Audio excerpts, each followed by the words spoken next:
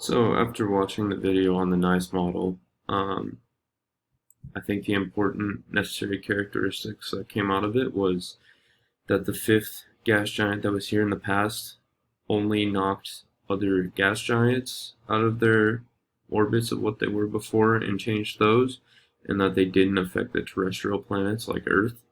It also helps that Earth is surrounded by other terrestrial planets and not any gas giants. But with Earth not being affected by the fifth gas giant knocking it out of orbit or anything, Earth didn't get closer to the sun or further away from the sun, and didn't get knocked out of that Goldilocks zone where it's necessary to be in order to be habitable by us. Otherwise, it would get too hot or much too cold, and we wouldn't survive. Probably not even an hour, not even like 5 minutes if it were to sporadically happen and not have a gradual thing. And if the gas giant hit us, it would have been more of a instantaneous type of collision.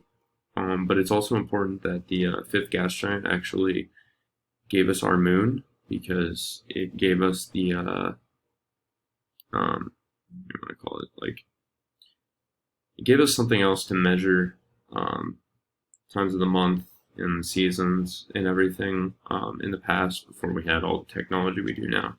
But it's all based on the moon. So while that may not be a necessary characteristic, it was definitely something that helped us to create this concept of time and concept of a year and concept of how long a month is or what time of the month we're in. So, yeah.